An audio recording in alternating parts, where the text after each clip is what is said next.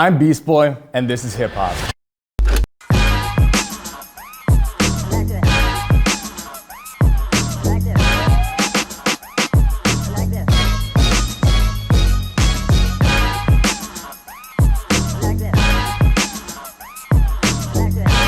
Hip-hop music originated in the South Bronx neighborhood of New York City. A resident of 1520 Cedric Avenue in the Bronx by the name of DJ Kool Herc is credited with starting hip-hop at a back-to-school party on August 11, 1973. At this party, Kool Herc played funk records, but he focused on extending the instrumental breaks, the parts where the drums and horns played solo, by looping them back to back. This gave dancers more time to dance to the beat, and that's where the term breaking comes from. They dance to the breaks of the song. But before we move on, it's important to note that hip hop is more than just DJing and breaking. It started with 4 core elements. DJing, also known as turntablism, breaking, like b-boying and b-girling, MCing, also known as rapping, and graffiti, which is a visual art. Later, a 5th element was recognized, knowledge, representing the cultural awareness and history of hip hop. But what does hip hop actually mean? Hip means being aware, in the know, conscious, hip to what's happening. Hop is action, taking movement, innovation, and pushing forward. Put it together is about being hip to it and hopping, being knowledgeable and conscious of the world around you and taking action. This defines the culture. All right, let's get back to it. As hip-hop music grew in popularity, it started making its way into recorded music. The first was King Tim III, Personality Jock, by the Fatback Band in 1979. And soon after, we had Rapper's Delight by the Sugar Hill Gang, also 1979. These early tracks set the stage for more artists to create hip-hop records. And many of these artists either made songs inspired by existing community dances or created new tracks alongside a dance, forming a beautiful cycle. That's how hip-hop party dances like the Roger Rabbit, Reebok, and Running Man were born. By the late 80s and 90s, dance crews like Elite Force and Mop Top helped shape what would later be known as hip-hop freestyle dance. This style took grooves from party dances and fused them with creativity, storytelling, and elements of other styles, establishing a structure and identity for hip-hop dance. The more the hip-hop dance style blew up, the more it was being taught in schools and studios, and that's when foundations like bounce, rock, roll, skate, and wave were set. Let's get into those. First, we'll start with hip-hop posture. Relax through the upper body, slight bend in the knee, shoulder width apart. Now into those foundational principles. Bounce. You can do this with your full body or isolated. Knees, head, shoulders. Some moves that use the bounce technique are the bankhead bounce and the Smyth. Next, we have the rock, influenced from top rocking from breaking, so there are some similar mechanics. You can go forward, back, side to side, the prep, or the Gucci. Then there's the roll, which is anything circular. You can slow rock, you can double time with the bounce, you can do the cabbage patch, or the chicken head, also known as a monastery. The wave, you can body wave down and up, side to side, do the pepper seed, and do the fila. Now the skate, you slide while dragging the foot, and you can use this in the Bart Simpson. A tip to keep in mind, even if the mechanics feel weird, grooves should sit within the limits of your body.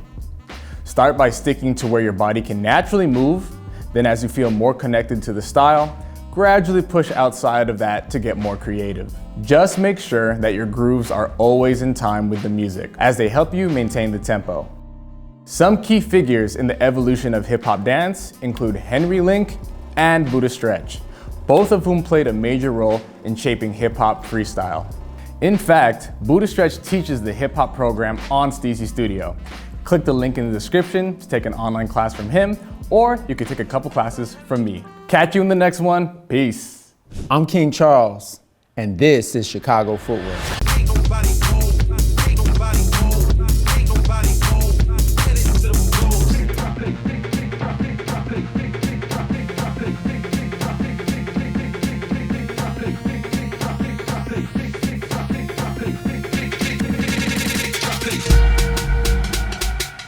Originally called footworking, this dance style started in the early 1980s on the west side of Chicago, Illinois, created by the Black community. I emphasize the Black community as the creators because Chicago is one of the most segregated cities in the United States, and that reality deeply influenced the dance's evolution. But first, let's take it back. It all started with the music. Chicago is the birthplace of house music, which gave rise to house dance as a style. And over time, the music branched into variations. House music led into ghetto house, aka booty house, which is exactly what it sounds like. People were popping it, dropping it down, partying, and having a good time. Booty house led to juke music, which was an even faster variation, around 150 to 160 beats per minute. Then finally created a variation called footwork music, now called Chicago footwork, which has more technical, intricate sounds for dancers to hit. Each of the house music variations spawned dance variations, which is how we get to the present day. Chicago footwork is a crew culture. Some of the most important first-generation footworking crews were Main Attraction from the west side, founded by Dureen, House-O-Matic from the south side, founded by Ronnie Sloan, Total Impact from the south side, founded by Marlon Chambers, 187 from the west side, founded by Bobby, U5U, founded by Darnell Payne, and K59, founded by Marcus Hendricks. The structure of footwork crews was heavily influenced by fraternity and gang culture, often incorporating a tryout process where you have to battle every member to get into the crew. And you would ride with those crews to battles that often took place in dangerous neighborhoods. Remember when I mentioned that Chicago is one of the most segregated cities in the United States? Racial and gang borders were and still are a reality in certain parts of the city. This meant dancers had to navigate both the dance world and street survival. Some parties where footwork battles took place ended in violence, including shootings. This wasn't something the dancers necessarily wanted, but that didn't mean they could ignore the reality of the world around them. One of the most interesting parts of the crew culture is the way it aligns with the DJ crews of Chicago. Yes, DJs have crews too, like Tech Life, Clown House Music, Beatdown House, and Ghetto Techs. And often DJ crews and dance crews would team up to rock it out at parties together. Some of those DJ crews have actually become music labels that still exist today. All of that is to say that Chicago footwork is an all-encompassing culture with dance, music, regional pride, and a rich history. Now, let's get into the movement. Your Chicago footwork posture should look like this. Be on the balls of your feet, bent knees, and your shoulders go up. There are a few versions of the lore and reason behind this. Some say it's connected to African tribal dances. Some say this comes from the hangman when someone pulls your shirt when you're dancing. And some people say it's because as kids you would do footworking at home when your parents are there, but you can't be too loud, so you get sneaky with it and your shoulders raised. And then you gotta have a consistent bounce and a rock as your groove. Front rock, back rock, head rock. Then the heart of Chicago footwork is the bang. This is the Chicago version of a pop hit, but without that West Coast mentorship. If you didn't know, Soul Train was from Chicago, but it moved to Los Angeles. And all of the Chicago viewers were still watching. And so the influences of these cities' dances inevitably collided and fused. The soul of the dance is called Ghost or Holy Ghost. You use your whole body, a mixture of kicks, wiggles, rocking with the upper body and hips, waving, popping, sharp connection points with hands and arms. This is one of the things that is hard to replicate if you've never been to Chicago or just don't have a connection to it. The light history of Ghost is that a guy named Bo created it. The movement was done socially and people kept hearing about it and doing their versions until Bo was tracked down. They asked him what was the idea behind the Ghost move. He described it as praise dancing. It's not just Ghost, it's the Holy Ghost takeover. In Chicago footwork, we have basics, and you have to be able to do your rights and lefts. Ice skates, mopping gloves, irk and jerk, percolator. There's south side percolator and west side percolator. Swing your arms and rock your shoulders, elbows and knees when you go low. Or you can connect it to your irk and jerk. I call it the irk and perk. 2 steps, Mike and Ike's, giddy ups, dribbles, shake-a-lots, Tom and Jerry's, Toto heels, Connection to Chicago is important for this style. The natural response from the upper body is different from the way Chicago footwork is trained. I'm the leader of Creation Global, which is the largest and first international Chicago footwork crew with over 105 members. And if you want to learn this style, then follow and DM me on Instagram. I will definitely respond. I host a level 1 groundwork and a level 2 lightwork class every week through Zoom. See you soon. I'm Aubrey Ares, and this is Salsa on 1, but we'll get more into that later.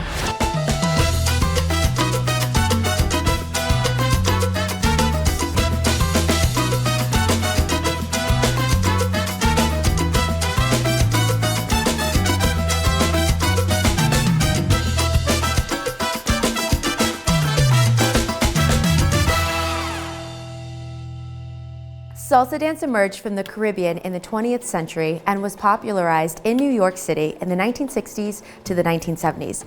But it emerged through the fusion of many influences, including European partner dances like the waltz, as well as Latin dances like the mambo, rumba, and son cubano. However, the largest influence undoubtedly resulted from the European enslavement of African people and Caribbean indigenous groups who were forced to work on sugar plantations and other industries in places that were under European rule from Africa to the island of Cuba. When the African slaves were forcibly brought over, so too were their traditions, dances, instruments, and music. Through this, the African diaspora had a profound influence on the creation of Afro-Cuban rhythms used in salsa music and dance, which was further popularized in New York City during the 1960s and the 1970s.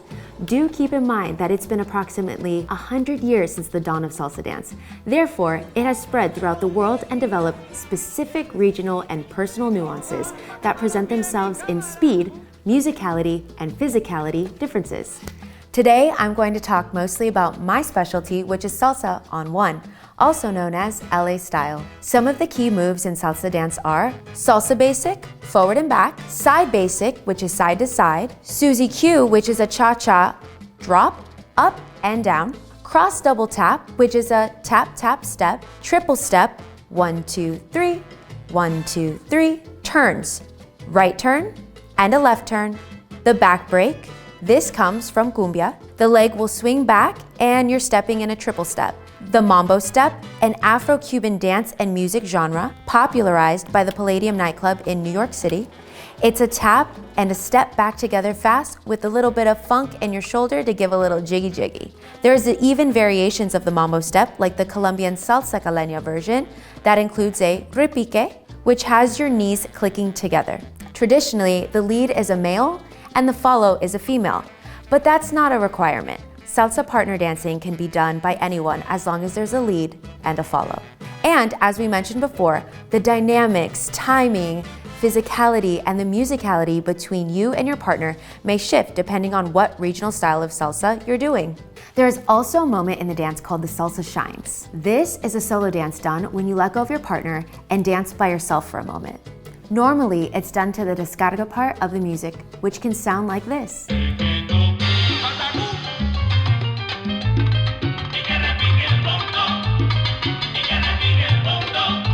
That's when the bongos really get into it. And to close us out, we need to talk about sabor. What does that mean? Well, salsa means sauce. There's a lot of things that go into salsa that makes it amazing. The tomato base, the added onions, chili, cilantro, limon, and some of your own special ingredients. Salsa dance is much of the same, and sabor, which means flavor, really comes through when you can feel all of the ingredients coming together to make something even more amazing. This is when salsa dancers are not only just dancing, but they're immersed and being moved by the music itself. And that's how you know you're experiencing sabor. Sometimes you'll hear other salsa dancers yell, agua, which means it's water, it's easy, it's flowing. And that's a glimpse into salsa. Make sure you check out the salsa program on Steezy Studio to learn more and take some of my Steezy classes as well. Bye. I'm Kylie Williams and this is Tab.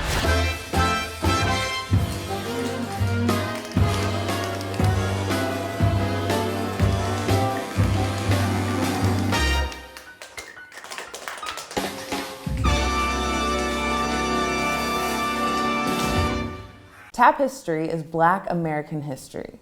The dance was created during the slave trade in the United States, tracing back as early as the late 1600s to early 1700s. During this time, enslaved Black people were forced into horrible, dehumanizing conditions, forbidden to participate in basic human rights, and were pushed to a point of rebellion.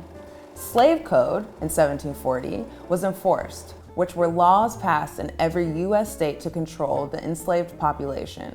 One law specifically banned enslaved Africans from using drums and creating music. If caught, you would be killed, as drumming was used to relay messages, warn of danger, and coordinate rebellions. In response to this, the Central African Juba dance, also known as hambone, emerged as a replacement for drums. This dance style involved stomping, slapping, and patting the arms, legs, chests, and cheeks, allowing enslaved people to preserve their rhythmic traditions in secret.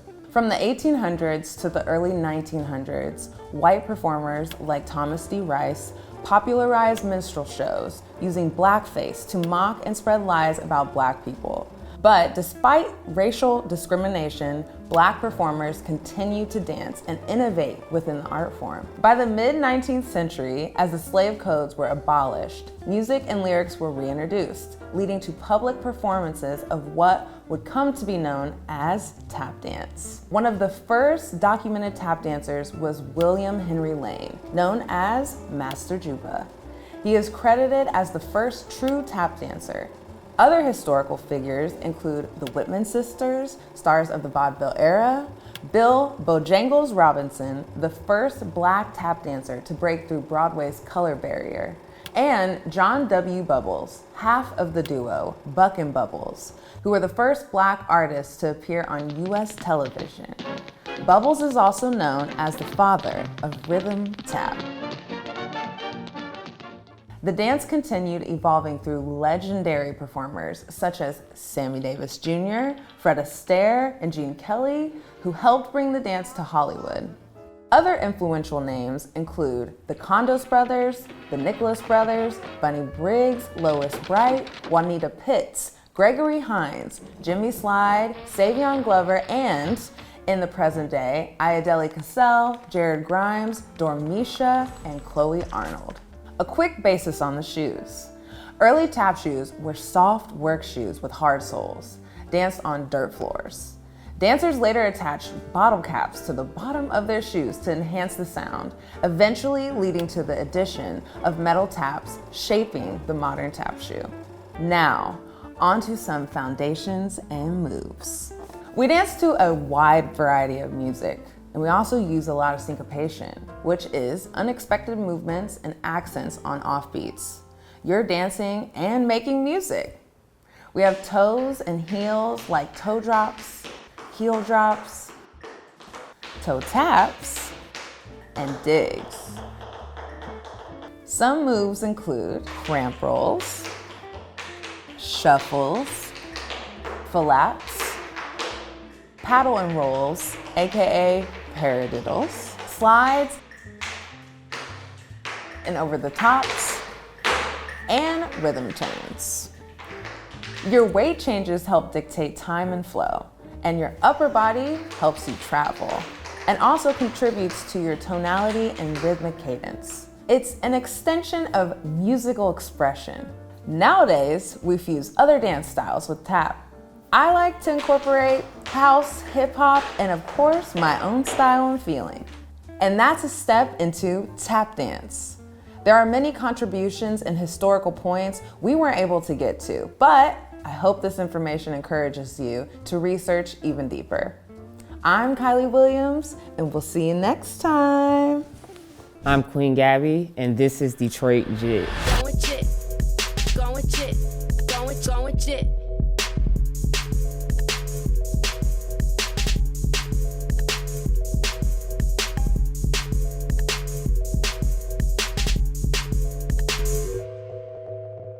Jit is a charismatic, soulful, gritty, flashy, and prideful dance style that originated in the 1970s in Detroit, Michigan, with influences from neighboring cities like Highland Park and Inkster. And Detroit adapted their own version, which some OGs would describe as their neighborhood version of tap, with fast footwork, rhythm, and showmanship. If you didn't know, techno music was actually born in Detroit, and jitters originally danced to techno and funk. Then, in the 1990s, a fusion of Detroit techno, Chicago house, and Miami bass called ghetto tech emerged, with a higher BPM than original techno. That sound became a key soundtrack for Jit, and ghetto tech was in the clubs and on the radio, keeping the Jit scene alive. But around 2011, trap music took more prominence, and the Detroit club culture changed, with fewer people jitting. But despite that, ambassadors such as Mike Manson, Halim Rasool, Brandon Hobbs, and myself continued to push the culture of Jit, keeping it alive through teaching the style to dancers, traveling nationally and internationally, exposing it to new audiences, creating content to promote the dance, and upholding the history and legacy of Jit, with House of Jit as a group also being a huge force and continuing that today. Some important pioneering groups in our culture are the Jitterbugs of the 1970s. They contributed to the foundation and were prominent during its origins. The Mad Dancers of the 1980s. They helped shape and refine the form that we still use in Jit today. Dream Team of the 1990s. They elevated Jit to a new level as it transitioned to the ghetto tech era. X-Men of the 2000s continued to push Jit, helping to sustain the culture, as well as Hardcore Detroit, Halim's crew, and House of Jit, founded by Mike, and for which I help as one of the leaders. These two crews have helped Jit establish itself beyond Detroit, carrying it into the 2010s to present. Now let's get into the dancing. There's different kinds of footwork in Jit, like the kick wiggle back, the shuffle, crossovers and clinches, strikes and taps, and wiggles and spreads. Keep in mind that Jit is not a footwork only dance, it's a full body dance. We have flagging, which is also arm work. The influences for this came from the Aero Flim, which was a Detroit gang, as well as whacking, the LGBTQ+ originated dance style. There's also girl dancing, where we incorporate moves like TNT, where you shake, bounce, and gyrate. This is a primarily male style performed to play to the ladies by doing flamboyant and feminine movements. Other moves in Jit include the Bisco, but the full name is the Ram Bisco, which has arms and chest movements, and this is meant to get the crowd hyped. We also have groundwork, which is when you do the same combos you do up top, but do them on the ground. This comes from jitters imitating breaking. Groundwork includes breakdowns, a way to get to the ground with crafty finesse, and drops, a stunt to get you to the ground. An important mention is also funketeering from Inkster, which has its own foundations, but is often integrated into Jit. And that's a crash course on Jit. Shout out to the OGs, pioneers, and the current groups pushing the culture like Jit Masters, A-Team, and House of Jit. Thanks for watching, and like we say in Detroit, Jit happens. I'm Svetlana Tulasi, and this is Kathak.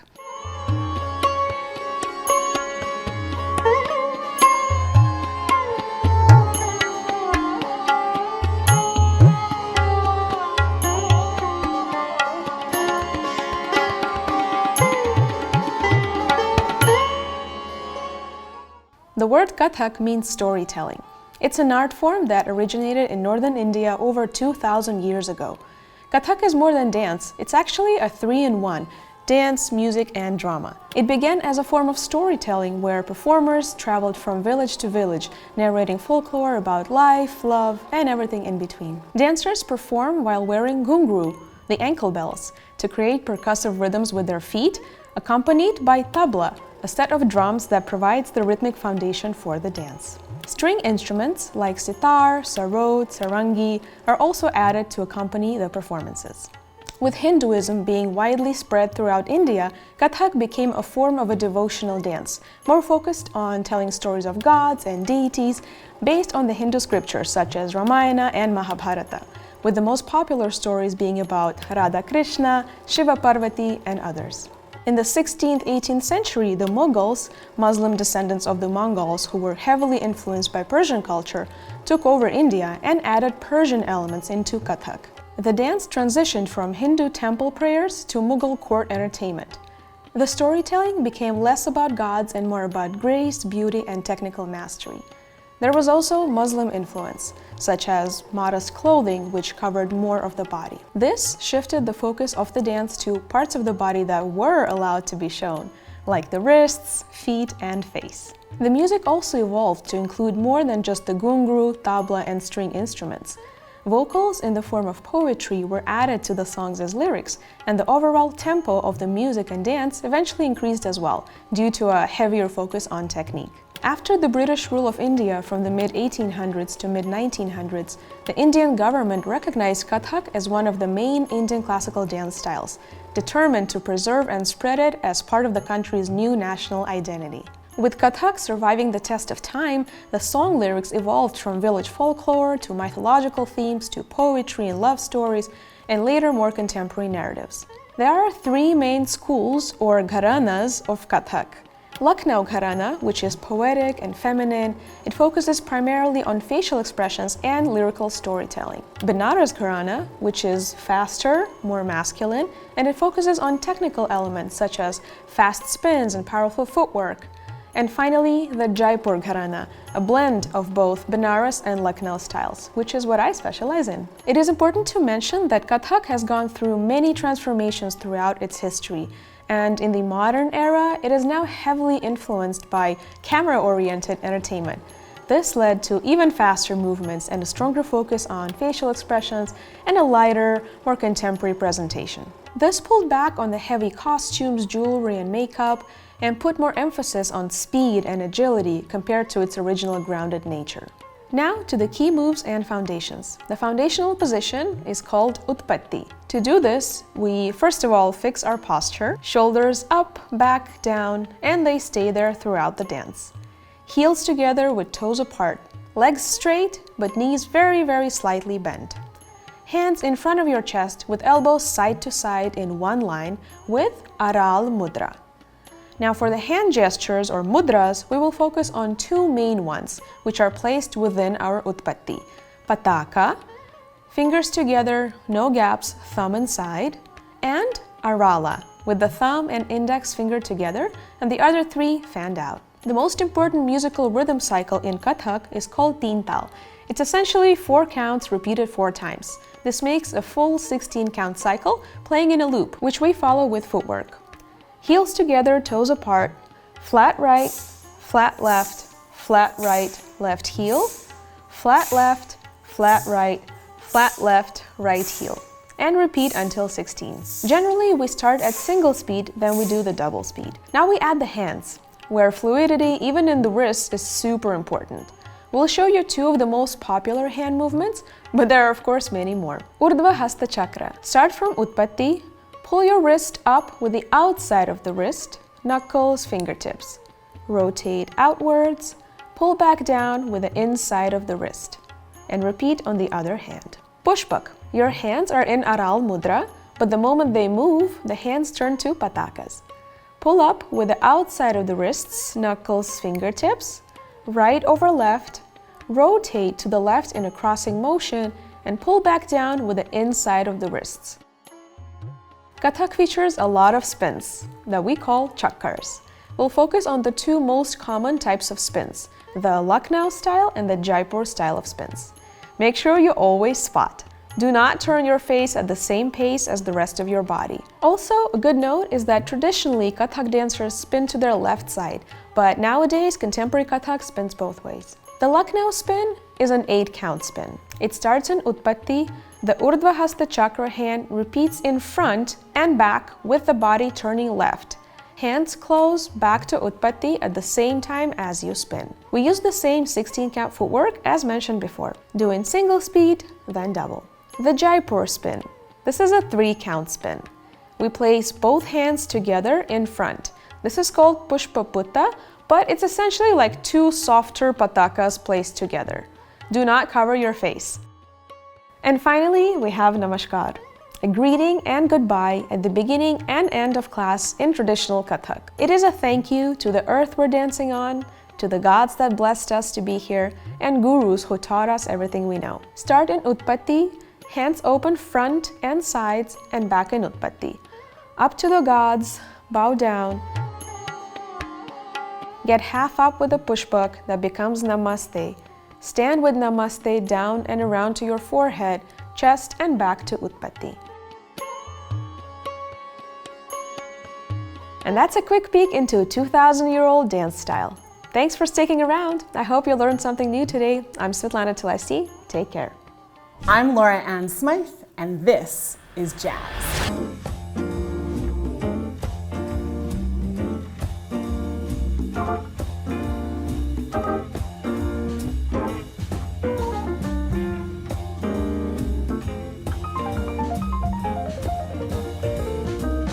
The roots of early jazz music and dance trace back to African enslaved people who were forcibly brought to America in the 1800s. Take the cakewalk, for example, a parody dance where enslaved individuals mocked the rigid posture of European aristocrats. Ironically, white audiences saw it as entertainment, unaware of its satirical nature. Then there's the Juba dance, an African-American dance style that originated on plantations in the 19th century, using rhythmic body percussion and complex footwork. There were many other predecessors, but these are just a few key examples. Much of the jazz movement spread in the 1910s during the Great Migration, when African Americans moved from the South to the North. This led to an explosion of Black culture, art, music, dance, and sculpture. Through this movement, jazz became the dominant popular music in the US, making dance a central part of entertainment. African Americans were now at the forefront of performance culture, but their work was often appropriated or diluted. Some of the most iconic venues that contributed to the growth of jazz included the Savoy Ballroom, which was one of the first integrated spaces in the US, and the Cotton Club, a segregated club where Black performers could entertain, but were not allowed to be patrons. But then, between 1944 and 1965, a cabaret tax was levied, which was a 30% tax imposed on entertainment venues that featured dancing and served alcohol. This was introduced to raise revenue for World War II, but it had lasting effects. It made dancing in clubs too expensive and people went out less, especially Black people. This contributed to a transformation and a whitewashing of the genre as we knew it. The style took on a more theatricalized Broadway character, where performers used jazz rhythms but maintained a more upright European style, with even big band jazz being altered to be more palatable for white audiences. At the same time, many African Americans distanced themselves from jazz, as it was seen as lowbrow compared to ballet or other European dance forms. Instead, they moved on to newer musical styles like bebop and rock and roll. And even after that, jazz continued to evolve and take on new influences. During Hollywood's golden era, movie musicals featured stars like Gene Kelly and Fred Astaire, who blended jazz rhythms with their own styles. Then there were legends like Bob Fosse. And by the 1980s, jazz dance became codified, similar to ballet, with more rigid technique and structure. But in the last 20 years, we've seen a movement toward reclaiming authentic jazz dance called rooted jazz. This movement seeks to restore the African American foundations of jazz dance and acknowledge its cultural history. Now, let's get into the movement. In jazz, there is always a sense of oppositional tension, a pull in each direction. And jazz should be embodied by groundedness, musicality, rhythmic sophistication, play and community, and call and response. Some footwork we do are a kickball change, step touch, pas de bourrée. Social dances are a part of rooted jazz as well. Sugars, mess around, which you saw at discos, and the Temptations walk. A good way to think about your posture in jazz dance is that asymmetry is consistent. This comes from partner dancing, like swing, where you have to be ready to shift weight. Jazz passe, which is like a ballet passe, but off its axis. You should have a supple and undulating spine, and your torso should respond, with hips and ribs as points of initiation. You want freedom of torso and hips. Your hand posture should have sharp tension. expansion of fingertips, and expressiveness. Hands are not held in any particular shape. This actually comes from the enslaved Africans, where their literacy was taken away. They were forced to a new land where they didn't speak the language, and they weren't given access to learn. So they had to find other methods of self-expression.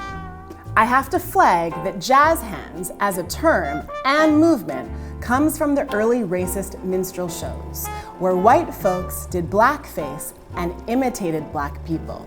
Jazz hands are a dumbing down and a minimization of jazz posture, so it'd be best to avoid using this phrase in general. Jazz is about telling your own story, as well as stories that don't always get told, like this rich and dark history of jazz. In music, there's what we call the blues narrative. The blues is not to make us bluer or sad. In singing through the hardship, we find freedom, like a phoenix rising from the ashes. In exploring the movement, we acknowledge its roots and find joy through it. I'm Karen Chuang, and this is Modern and Contemporary Dance.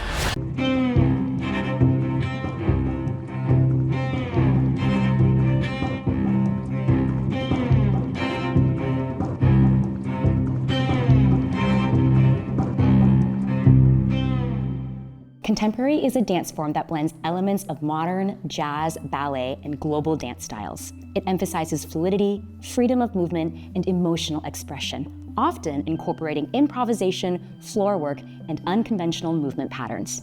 Unlike traditional ballet or modern dance, contemporary dance is not bound by strict techniques, allowing for innovation and personal interpretation. It frequently explores abstract concepts, storytelling, and dynamic physicality, making it a constantly evolving art form. Some of the history. Contemporary dance evolved as a continuation of modern dance, which emerged in the late 19th to early 20th century as dancers and choreographers sought to break away from ballet's rigid structure, formalism, and Eurocentric traditions. By establishing its own techniques and vocabulary, modern dance ultimately formed the foundation from which contemporary dance later branched. Some of the key figures in modern dance that had major influences on contemporary include Isadora Duncan, who introduced the idea of spontaneous and expressive movement; Martha Graham, who developed Graham technique, which emphasized contraction and release, breath control, and intense emotional storytelling; Jose Limon, who redefined male roles in modern dance, shaping its fluidity and athleticism. And there were so many others, like Lester Horton, Merce Cunningham, Katherine Dunham, and Alvin Ailey. All of that is to say that contemporary, much like its predecessors, is defined by a spirit of rebellion and experimentation. It's a style that encourages research into emotional curiosity, and individuals shape their own styles based on intended output, whether that be creating evening-length works in a theater setting in concert contemporary, or commercial contemporary with a strong emphasis on musicality and interpreting pre-existing audios.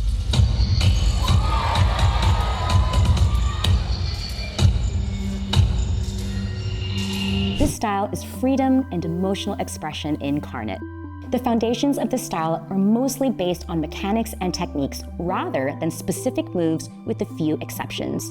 The goal is to attach understanding and meaning to movement that intuitively feels emotional. To do the foundations of contemporary, you must understand the foundations of modern. These are a few codified techniques. Graham technique, which emphasizes groundedness, contrast of ballet ideas, is emotionally driven, highlights a pedestrian approach with human gestures and actions. This includes contractions, expansions and release, spiraling, and pleating. Horton technique, which emphasizes a more anatomical approach, more full-bodied with an emphasis on strength and lines, which includes spine rolls, flat backs and lateral stretches, linear and angular movement, hinging and tilts. And the arms are generally postured as reaching up, palms rotating inwards, and there's opposition. If we combined the modern foundations of Graham and Horton technique, and based on the feelings I'm trying to express, or the music I'm inspired by, the contemporary movement execution and creation would be informed by other disciplines of dance that I've learned, like hip hop, jazz, tap, and other styles. Modern is rebellious, contemporary is explorative. If you want to practice more contemporary dance movements, you can take my Intro to Contemporary program on Steezy Studio by clicking the link in the description. Bye. I'm Shaheed Qaasim, and this is the Lindy Hop.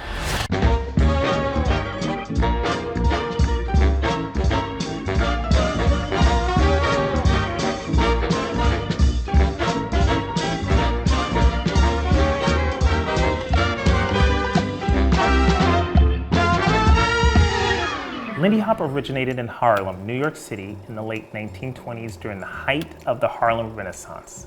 It's a bouncy, playful, and highly improvisational partner dance created by Black Americans and falls under the category of swing dancing. Swing dance is an umbrella term for various dances performed to swing music, a syncopated rhythmic style of jazz. In those days, live jazz music from artists like Benny Goodman, Duke Ellington, and Count Basie was the soundtrack for the first Lindy Hoppers. The godfather of Lindy Hop was the late Frankie Manning, who passed away in 2009. He was part of Whitey's Lindy Hoppers, an all-black dance troupe, despite the name, who gained fame performing in films and in live shows. It was said that he and his partner, Frida Washington, competed against the top Harlem dancers at the Savoy Ballroom.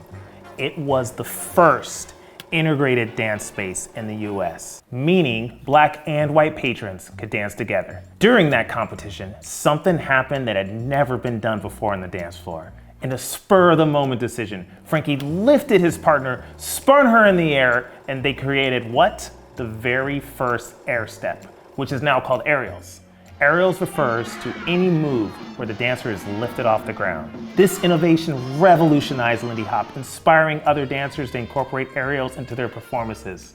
Lindy Hop's popularity grew even further through Hollywood films, leading to two stylistic variations. Savoy style, danced by Black dancers at the Savoy Ballroom, featuring more improvisation and dynamic movement, and smooth style, or Hollywood style, a more upright, studio-trained version influenced by films. Over time, swing dancing declined in popularity, partly due to the cabaret tax, which made drinking and dancing more expensive, limiting the number of big band jazz performances.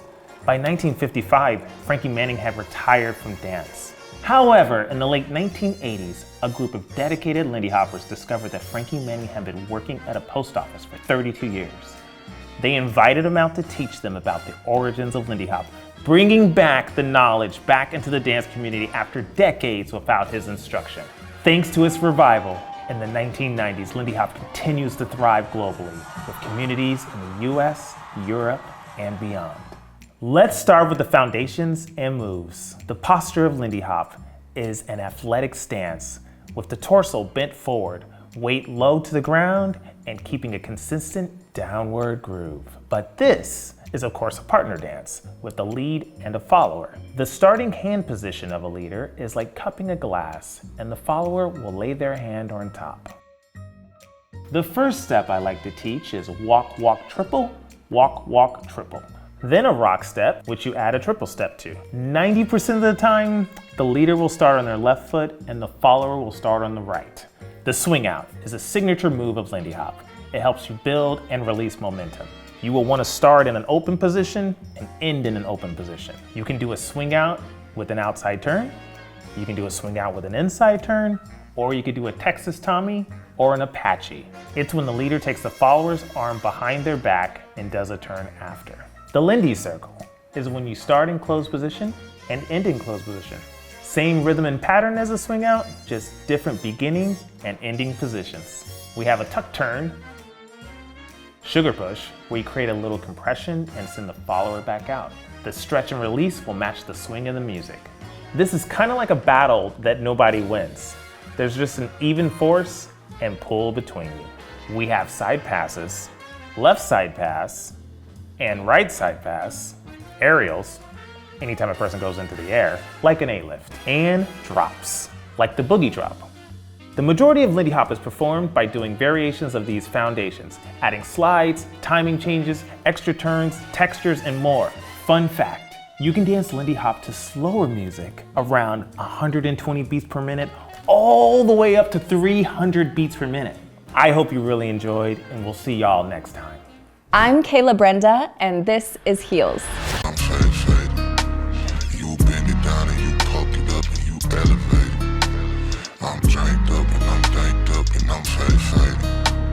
You bend it down and you poke it up and you elevate it, Heels is a newer dance form that takes inspiration from many other dance styles, but primarily focuses on self-empowerment and sensuality, all in some cute little heels. Historically, heels as footwear dates back to as early as the 10th century in Persia, which is Iran in modern day. They were worn by horseback riders to secure their feet in the stirrups. The style later spread to Europe, where aristocrats wore them as a symbol of status and power. Did I mention they were exclusively worn by men? In France, men and women danced classical ballet in heeled shoes known as court shoes during formal dances and performances of the 1600s and 1700s. In the mid-18th century, as ballet technique evolved to require more mobility, jumps, and turns, it led to the adoption of flat slippers. However, heels remain common in theatrical and social dance performances, like with burlesque and can-can shows of the 1800s to 1900s, which contributed to the shoes becoming more associated with femininity. There have been so many influences on the version of heels dancing we do in modern day, like the musicals and the dance films of the 40s to 60s, and ballroom and Latin dances like the tango, salsa, and flamenco. But there are a few specific dance forms that have a direct connection to the movement that we see now. Vogue and ballroom culture from the LGBTQ+ community embraced heels as an extension of their femininity, but also contributed to the techniques behind walks, struts, and floor work that we often use. And no matter how you view these professions, it's essential to respect that strippers and pole dancers have literally laid the foundation for heels dance movement, including transitions, body lines, and balance work. Then of course we have legends of the music industry like Janet Jackson, Madonna, and Beyonce, who popularized dancing in heels on stage, and the dance industry masters like Danielle Polanco, Cheryl Murakami, Frank Gatson Jr., Aisha Francis, Michael Peters, and Yanis Marshall. But there are so many other contributors as well. Some key moves and foundations. Before we start dancing in heels, we first need to know what to look for in a heel that is safe to practice and train in. It should be supportive and laces up to the ankles, have a slight bit of grip on the bottom from materials like suede. Rubber is too sticky and some smooth plastics are just like too slippery. And you want a thicker stiletto around 3 to 4 inches instead of a little needle point. I personally purchase all my heels from Elegant Shoe Co., but there are multiple brands out there and you can do your own research to find exactly what works for you. Your heels dance posture and weight placement should be shoulders back, neck long, open collarbone, rib cage closed, lower belly pulled up, and pelvis slightly arched back. And your weight should be 90% on the ball of the foot and the toe. I like to say your stiletto is like your ex-boyfriend, and you can never trust that too much. Walks. This shows who you are in a heel and how you represent yourself. Pick your feet up only to your ankle bone. Stay ever so slightly turned out with each step. No pigeon toes. Don't pick your knees up too high when you're walking because you don't want to look like a crazy horse Angela. Think of placing the weight of your feet down into the ground with every single step, as well as sitting into each hip as your weight naturally shifts onto each leg. And always use your head to guide your weight, forward, back, side, or side. Some great poses and positions you can hit are the bevel, legs apart, sitting into the hip, extended leg, one leg bent, one leg straight, and both legs bent, plie, sitting into the hip. Some moves you can do in heels: hip swivel, clean the floor with your face, bend and snap, but make it smooth, isolations, leg kicks and extensions, and floor work. I like to say you wanna look and feel like a human Swiffer. Some tips to improve in the style. Explore through foundations of other dance styles. Heels is heavily influenced by so many things. If you're a technical dancer, use your lines and technique. If you do hip hop, use your groove and pocket, and so on and so forth. And also experiment with interesting shapes. And even though smooth finesse is more than enough to captivate an audience, You can also add trickery and acrobatics if you got it like that, but just be safe about it. Heels is a newer dance form that pulls from many other dance styles and is still evolving, with its identity growing and shifting every day depending on the person, place, and music. Thanks for watching.